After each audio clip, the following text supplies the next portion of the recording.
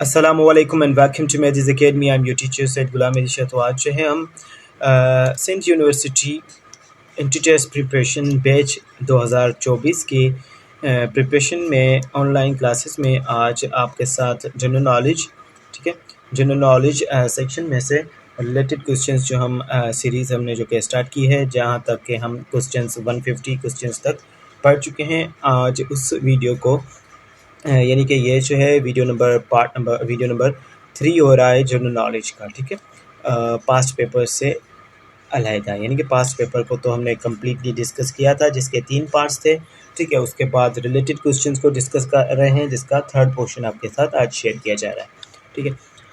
तो हाँ, ये लेक्चर्स जो हैं वो स्पेशली डिज़ाइन किए जाते हैं बैच के लिए, ठीक है। अगर यूट्यूब के स्टूडेंट्स बैच में जो है शामिल होना चाहते हैं तो स्क्रीन के ऊपर यहाँ पे नंबर मेंशन है, ठीक है। बैच की प्रिपरेशन कैसे होगी वो मैं पिछले लेक्चर्स में भी आपको बता चुका हूँ, लेकिन अभी भी बताऊँगा कि बैच में आपको सारे वीडियो लेक्चर्स और PDF नोट्स और first edition of the Mehdi's academy Sindh university preparation book, जो कि फर्स्ट एडिशन बनाया गया है, वो भी आपको प्रोवाइड किया जाएगा। और मॉक टेस्ट जितनी भी कंडक्ट की जाएंगी वो भी आपको प्रोवाइड की जाएंगी। उसके अलावा MCQs फाइल वगैरह जो भी मटेरियल है जो कि नेसेसरी माना जाता है Sindh university inter test preparation के लिए, वो आपको प्रोवाइड किया जाएगा। उसके अलावा एक आपको और बात बताता चलूँ कि जो भी स्टूडेंट्स, ठीक है, जो भी स्टूडेंट्स क्या करते हैं कि काफ़ी सारे ग्रुप्स जो हैं वो ज्वाइन कर लेते हैं व्हाट्सएप पे, जो कि फ्री ऑफ कॉस्ट तो होते हैं ऑफ कोर्स, ठीक है, यानी कि उनमें कोई चार्जेस नहीं होते, लेकिन उनमें जो मटेरियल आ रहा होता है वो कहीं से भी एडमिन्स उठा के भेज रहे होते हैं, और सिंध यूनिवर्सिटी में इस तरह से क्वेश्चन नहीं आते। पास्ट पेपर को डायग्नोस करके फिर हम ये लेक्चर्स बना रहे हैं और उसी के मुताबिक ही बुक प्रिपेयर किया गया है। तो काइंडली एक पे ही फोकस करें, ठीक है। ये बुक जो हमने प्रिपेयर किया था वो 3 बुक्स में से प्रिपेयर किया जा चुका है, जो कि सिंध यूनिवर्सिटी के लिए बहुत ही इंपॉर्टेंट माने जाते हैं। तो इसलिए आप अगर ज़्यादातर मटेरियल फ़ॉलो करेंगे तो आई डोंट थिंक कि आप अपनी मंजिल पे पहुँचेंगे, क्योंकि कहीं से भी ग्रुप्स में तो कहीं से भी जनरल साइंस के इतने सारे PDF में देखता हूँ, अगर कोई भी 1-2 महीने ज्वाइन किया हुआ है तो कहीं से भी उठा के इंग्लिश का मटेरियल वो वहाँ पे भेज रहे होते हैं, कहीं से भी उठा के सारे मटेरियल जो हैं वो भेज रहे होते हैं। तो इस तरह से प्रिपरेशन नहीं होगी, आगे जो है डिपेंड करता है आप पे, ठीक है। तो आज के वीडियो को हम स्टार्ट करेंगे यहाँ से पॉइंट नंबर 253 से। Longest glacier of the world is Lambert glacier, और ये कहाँ पे है? ये अंटार्कटिका कॉन्टिनेंट में मौजूद है, ओके। लेक एरी जो है ये मोस्ट पोल्यूटेड, ठीक है, most polluted lake in the world है, दुनिया में सबसे पोल्यूटेड लेक जो है वो लेक एरी है। उसके बाद नेक्स्ट वन जो है 255 Tugela waterfall is present in South Africa, क्योंकि वाटरफॉल से भी क्वेश्चन आते हैं, जैसा कि नीचे वाला पॉइंट जो है सदरलैंड वाटरफॉल जो है ये पूछा जा चुका है, ये कहाँ पे प्रेजेंट है? तो ये न्यूजीलैंड में प्रेजेंट है। उसके बाद देखेंगे ग्रेट विक्टोरिया डिज़र्ट, तो ये डिज़र्ट कहाँ पे लोकेटेड है? प्रेजेंट है ऑस्ट्रेलिया में, ओके। सिम्पसन डिज़र्ट जो है वो भी ऑस्ट्रेलिया में ही प्रेजेंट है। उसके बाद देखेंगे next point, deepest point of the world जो है वो मरियाना ट्रेंच है, जो कि मैंने आपको पैसिफिक की जब पॉइंट आई थी पिछले लेक्चर में, वहाँ पे मैंने आपको समझा दिया था। एंडीज़ जो है वो largest C of the world है, ये पॉइंट जो है ये गलत है, ठीक है, इसको आप यहाँ पे क्रॉस लगा दें, ये लार्जेस्ट माउंटेन रेंज है आई थिंक। उसके बाद origin of the earth dates back approximately 4.5 billion years ago. 4.5 billion year ago scientist के मुताबिक बिग बैंग थ्योरी के मुताबिक एक बहुत सा बड़ा धमाका हुआ था, बिग बैंग हुआ था, जो कि ओरिजिन ऑफ अर्थ वहीं से स्टार्ट होती है। तो ये पॉइंट जो है उसको रिलेट करता है, उसके बारे में बताता है। उसके बाद जो है point number 262, second largest continent जो है दुनिया का वो अफ्रीका है, फर्स्ट पे एशिया है, सेकेंड लार्जेस्ट अफ्रीका है। Point number 263, Pacific is the deepest ocean of the world, ठीक है, और पैसिफिक जो है deepest ocean of the world है, जिसकी यानी कि डीपेस्ट पॉइंट की बात करें तो वो जो है वो मरियाना ट्रेंच है। Coldest place of the world जो है वो अंटार्कटिका को कहा जाता है, ठीक है। Coldest place of the world कहाँ पे होगी? अंटार्कटिका में। लेक सुपीरियर, अब लेक सुपीरियर जो है बिगेस्ट फ्रेश वाटर लेक है दुनिया में, ठीक है। Nile is the longest river of the world. Deepest lake in the world is Baikal. Deepest lake जो है वो क्या है? बाइकाल है। Victoria is the largest lake in Africa. Victoria क्या है? लार्जेस्ट लेक है कहाँ की? अफ्रीका की। City of London is on the bank of river Thames. London का शहर जो है वो रिवर थेमस के किनारे पे है। ह्यूमिडिटी इन एयर, अब हवा में ह्यूमिडिटी जो है वो मानसून की सीज़न में क्या होती है? मैक्सिमम होती है, तभी बारिशें होती हैं, rain. Okay, world's largest river जो है अमेज़न है। Least populated continent of the world Antarctica है, least populated continent of the world. Australia is the smallest continent of the world. Australia जो है वो स्मॉलेस्ट है, ठीक है। फर्स्ट पे एशिया बड़ा है, उसके बाद जो है अफ्रीका एंड उसके बाद जो है अफ्रीका के बाद जो स्मॉलेस्ट की अगर बात की जाए तो वो जो है वो ऑस्ट्रेलिया है। अफ्रीका के पास नो ग्लेशियर, अफ्रीका डिजर्ट में जो है वो ग्लेशियर नहीं होता। World's famous and finest harbour जो है वो सिडनी को कहा जाता है। सिडनी में world famous and finest harbour है। Antarctica is icy continent, Antarctica को आप आइसी कॉन्टिनेंट भी कह सकते हैं। लेंथ ऑफ सुइज कैनाल, अब length of Suez canal 160 kilometre है। Oldest written language Chinese, okay. United States Library of Congress, United States Library of Congress जो है वो लार्जेस्ट लाइब्रेरी है दुनिया की। यूनाइटेड नेशन जो है वो बनाई गई, कैम इनटू एग्जिस्टेंस कब हुआ? तो ये 24 अक्टूबर 1945 को, ओके, ये फॉर्म की गई थी। पाकिस्तान ने 30 सितंबर 1947 को ज्वाइन किया था। Largest island of the world जो है ग्रीनलैंड है, largest island of the world, okay. Largest island of the world जो है ग्रीनलैंड है। उसके बाद बढ़ेंगे नेक्स्ट वन पॉइंट की जानिब, जो कि है lake Baikal is located in Russia. Lake Baikal जो है उसकी लोकेशन कहाँ है? रशिया में। ग्रेट बियर लेक जो है वो कनाडा में लोकेट होती है। लॉन्गेस्ट ल्यूनर इक्लिप्स हुआ था 21st सेंचुरी का, तो वो कब हुआ था? 27 जून 2018 को longest eclipse of the 21 century, यानी कि 21वीं सदी का जो है वो longest lunar eclipse. ATM was first install in London. ATM को सबसे पहले ऑटोमेटेड टेलर मशीन, इसका जो है फुल फॉर्म होता है ATM का। 1967 को इससे लॉन्च किया गया था लंदन में, ओके। उसके बाद कैंटास जो है वो एयरलाइन है किस कंट्री की? तो ऑस्ट्रेलिया इसका आंसर होगा। उसके बाद Congo river formerly known as Zaire river crosses equator, Zaire, ठीक है, ये जायरे प्रोनाउंस होगा, ठीक है। वो जो है आई थिंक यहाँ पे अगर मैं गलत भी हूँ तो आप खुद से प्रोनाउंसिएशन सही कर ले। क्रॉसेज इक्वेटर ट्वाइस, ठीक है। Tibet is known as the roof of the world, Tibet को रूफ ऑफ द वर्ल्ड भी कहा जाता है। Euclid is called father of geometry, Euclid क्या है? फादर ऑफ ज्योमेट्री, यूक्लिड को फादर ऑफ द ज्योमेट्री भी कहा जाता है। Turkey is also known as sick man of Europe. अब तो यहाँ पे ये पॉइंट में भी डाउट है, तो यहाँ पे इससे आप क्रॉस लगा दें, आर टू बी चेकड, ठीक है, TBC लिख दें, टू बी चेकड, इसे आप चेक कर लें, ठीक है, ज़रा से रिसर्च भी कर लें। USA is the largest share holder in the world bank, तो अकेले USA का वर्ल्ड बैंक में 17.25% शेयर है। Head of the Amazon company का मालिक कौन है? ये जेफ बेजोस है। अमेज़न कंपनी की स्टार्टिंग जो थी इन्होंने जेफ बेजोस ने की थी 1994 से, ठीक है, स्टार्टिंग की थी। कनाबरा, पता नहीं क्या नेम था इसका, कडाबरा जो था सबसे पहले इसका नाम बनाया था अमेज़न ने, लेकिन फिर ये नाम सजेस्ट किया गया।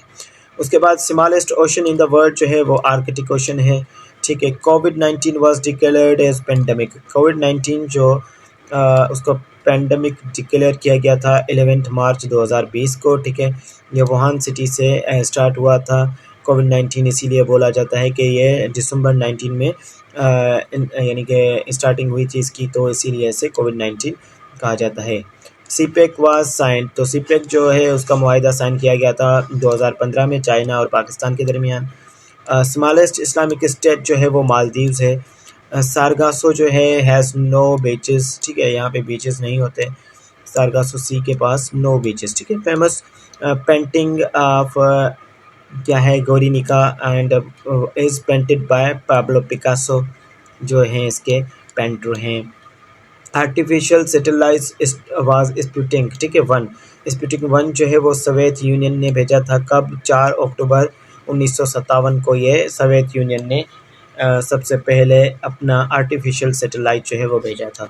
उसके बाद फादर ऑफ इंग्लिश पोइट्री जो है वो जोफ्रे चाउसर को कहा जाता है, फादर ऑफ इंग्लिश पोइट्री, ठीक है। First test match was played between Australia and England, पहला टेस्ट मैच जो था वो ऑस्ट्रेलिया और इंग्लैंड के बीच में प्ले किया गया था 1877 को। First one day match was played between Australia and England 1971 को, पहला वनडे मैच जो है 1971 को प्ले किया गया था ऑस्ट्रेलिया और इंग्लैंड के बीच में। उसके बाद Pakistan gained independence from Britain colonial rule against 14 अगस्त 1947 को पाकिस्तान ने आज़ादी हासिल की थी। Islamabad is the capital city of Pakistan, Islamabad जो है वो कैपिटल सिटी ऑफ पाकिस्तान है, ठीक है। और ये पहला पाकिस्तान का कैपिटल सिटी जो था वो कौन सा था? तो वो जो था कराची था, और 1960 में जो है वो इस्लामाबाद को बनाया दिया गया और कराची को चेंज कर दिया गया as a capital. The national language of Pakistan, Pakistan की नेशनल लैंग्वेज उर्दू है, ठीक है। लार्जेस्ट सिटी ऑफ पाकिस्तान जो है वो कराची है अभी तक, ठीक है, with the highest population rate, okay, highest population, ठीक है।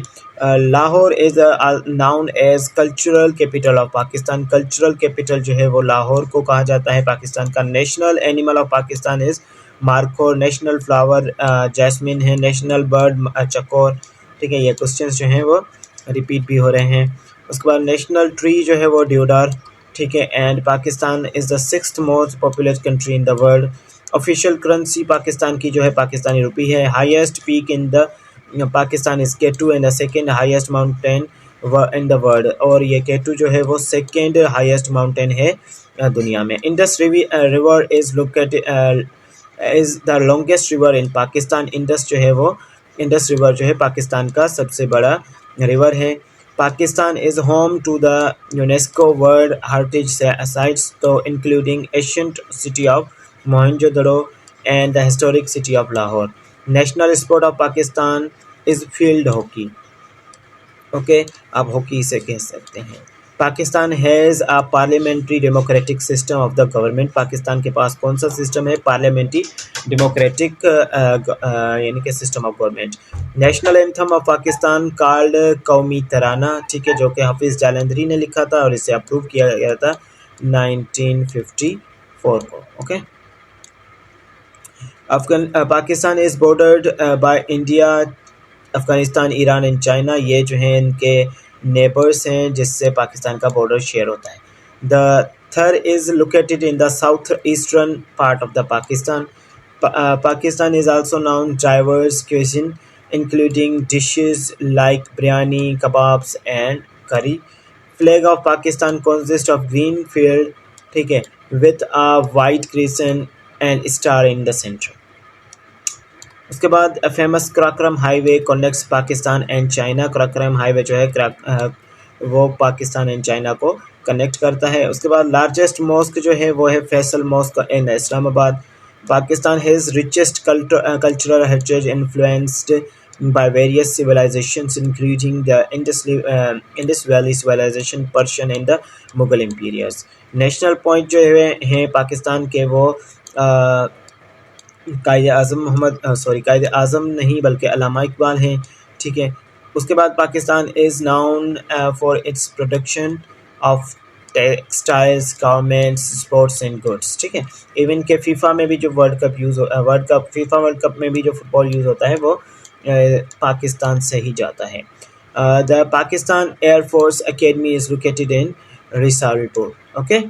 उसके बाद national drink of Pakistan is sugar cane juice. Pakistan has a diverse landscape including mountains, Pakistan के पास डाइवर्स लैंडस्केप है जिसमें mountains, deserts, plants and coastal areas आ जाते हैं। Turkey and Russia are both in Europe and Asia. ये जो हैं वो ट्रांस कॉन्टिनेंटल कंट्रीज़ हैं, तो ये टर्की एंड रशिया जो हैं वो यूरोप एंड एशिया में हैं। रा is the secret agency of India. Sindh is one of the 4 province of the Pakistan. ठीक है। Karachi is capital of the Sindh. Karachi जो है कैपिटल ऑफ सिंध है। Sindh is located in the southern part of the Pakistan, and the river Indus River runs through the Sindh, making it a fertile region. Okay. उसके बाद बढ़ेंगे next point की जानिब, जो कि है 338। ठीक है। Wait for 5 seconds till that I drink the water.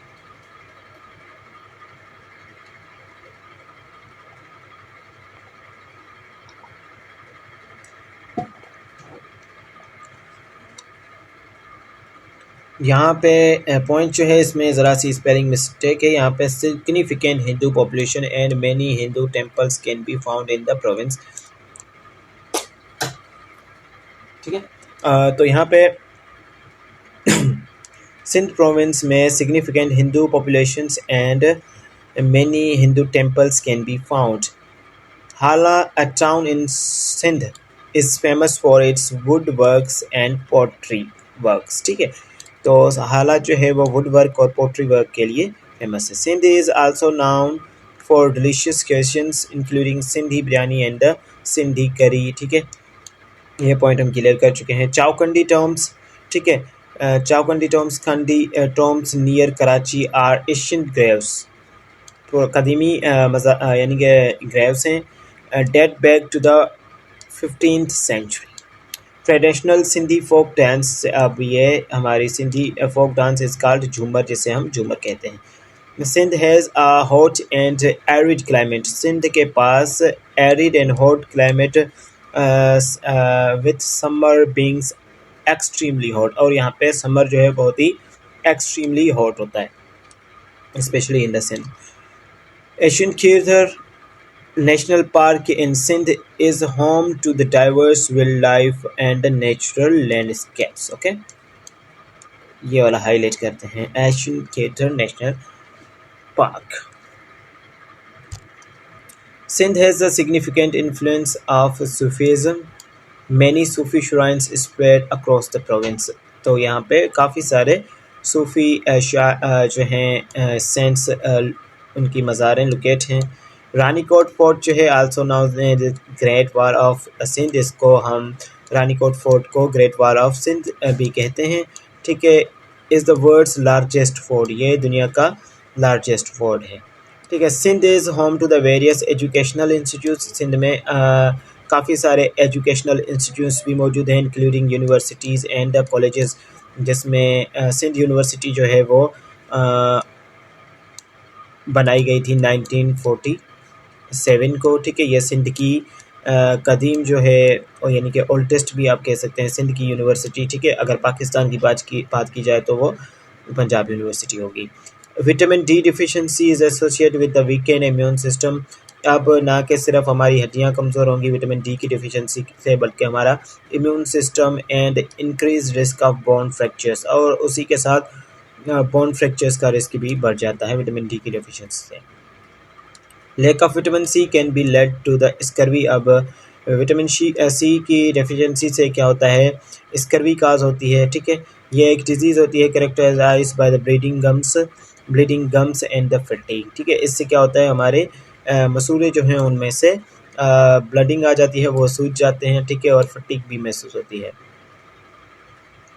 Insufficient vitamin A intake can cause night blindness and compromise immune function. ठीक है। ये 2 पॉइंट्स जो हैं वो नोट कर लें। Night blindness and immune function में कमी भी आ जाएगी विटामिन ए की डिफिशिएंसी से। इनसफिशेंट यानी कि उससे सही मिकदार जो कि रिक्वायर्ड है वो ना मिलना, उसे कहेंगे इनसफिशेंट। विटामिन B12 डिफिशिएंसी की वजह से कैन रिजल्ट इन एनीमिया, और यहाँ पे एनीमिया में रिजल्ट यानी कि करेगी deficiency of vitamin B12 and nerve damage and fatigue as well. Adequate vitamin E level में lead to the neurological problems, यानी कि डिफिशिएंसी ऑफ E कमी, अगर आपको एडेक्वेट यानी कि बहुत ही कम विटामिन E मिल रही है तो न्यूरोलॉजिकल प्रॉब्लम्स आएंगी एंड मसल वीकनेस होगी, ठीक है। उसके बाद लो लेवल ऑफ विटामिन के कैन इम्पेयर ब्लड क्लॉटिंग पे इफेक्ट होगा and increase the risk of excessive bleeding, और हो सकता है आपको जब चोट लगे तो एक्सेसिव ब्लीडिंग रुक ना सके विटामिन के की कमी की वजह से।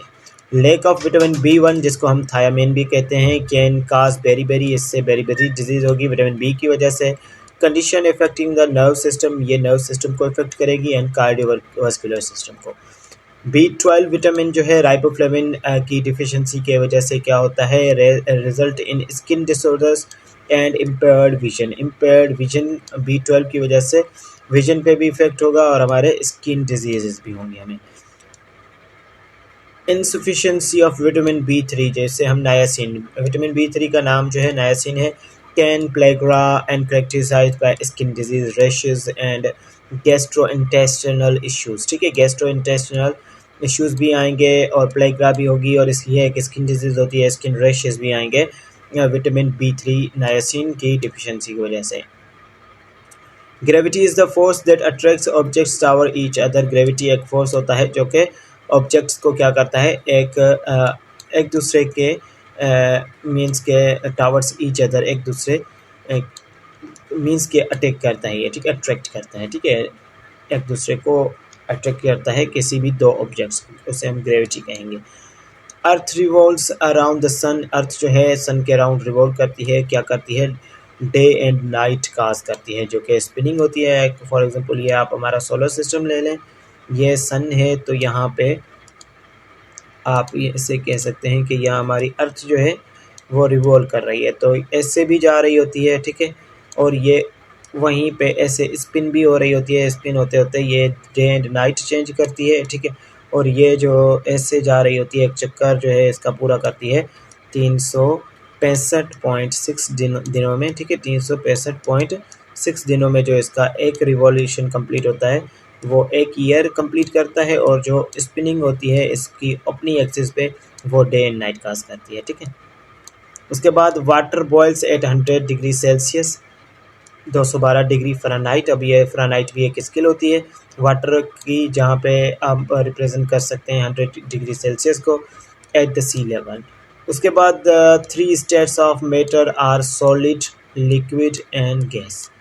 DNA is the genetic material, DNA क्या होता है, जिसकी फुल फॉर्म होती है deoxyribose nucleic acid, deoxyribo nucleic acid इसकी फुल फॉर्म होती है। ये जेनेटिक मटेरियल होता है जो कि कैरी करता है information for all the living organism, जो कि हमारे सेल्स में through out the life information carry करता है। उसके बाद the pH scale measures the acidity और एल्केनिटी ऑफ सब्सटेंस। अब पीएच स्केल एक ऐसी स्केल होती है जो कि 1 से लेके 14 तक इसका नंबर होता है, ठीक है, 14 तक ये स्केल होती है, ठीक है, जहाँ पे न्यूट्रलाइजेशन लेवल जो होता है वो 7 होता है, ठीक है। अब पीएच स्केल क्या मेजर करती है, एसिडिटी एंड एल्केनिटी मेजर करती है of a substance ranging from 0 to, ठीक है, यहाँ पे आप 0 भी ये कर सकते हैं कंसिडर, ठीक है, 0 to 14 और 1 to 14, ठीक है। तो यहाँ पे 0 से 14 तक ये स्केल होती है, रेंज करती है, जो कि एसिडिटी एंड अल्केनिटी मेजर करती है किसी भी सब्सटेंस का। उसके बाद फोटोसिंथेसिस इज़ द प्रोसेस। अब फोटोसिंथेसिस एक ऐसा प्रोसेस होता है जिससे plant convert sunlight into energy, जिससे प्लांट जो है अपनी एनर्जी बनाते हैं, फूड फॉर्म करते हैं, ठीक है, रॉ मटेरियल से, जो कि हम water as raw material use करते हैं और कार्बन डाइऑक्साइड को एयर में से लेते हैं।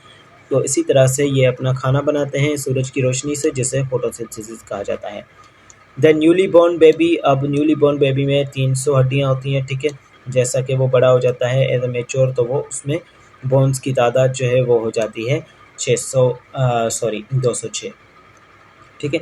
तो आज के लेक्चर को यहीं पे एंड करेंगे इंशाल्लाह। लास्ट पार्ट जो होगा part number 4 general knowledge related questions का, वो जनरल नॉलेज का इख्तिताम होगा। हमने 400 से भी ज़्यादा पॉइंट्स जो हैं 450 पॉइंट्स क्लियर करनी होती हैं, ठीक है, जो कि क्लियर हो जाएंगी। वो आपने फिर उसमें से आपकी टेस्ट वगैरह कंडक्ट की जाएंगी। जिस तरह से जनरल साइंस का पोर्शन कंप्लीट हो चुका है, इसी तरह से हम ये वाला पोर्शन भी कंप्लीट करके फिर आगे इंग्लिश के पोर्शन को देखेंगे, ठीक है। तो मिलते हैं नेक्स्ट लेक्चर में। उससे पहले मैं अनाउंस करता चलूँ कि अगर आपको जो है बैच में इंक्लूड होना है तो यहाँ पे स्क्रीन के ऊपर नंबर जो है मौजूद हैं, जहाँ पे आपको कंप्लीट वीडियोस मिलेंगे टोटल, क्योंकि यूट्यूब पे इतने जो हैं हमारे लिए पॉसिबल नहीं होते कि यूट्यूब पे सारे के सारे अपलोड करते जाएं। ठीक है, लॉन्ग लेक्चर्स जो होते हैं उसकी वो प्रॉब्लम भी होती है, और काफ़ी अदर प्रॉब्लम्स एज वेल। तो बैच में जो है आपको व्हाट्सएप कम्युनिटी में सारी प्रिपरेशन करवाई जाएगी।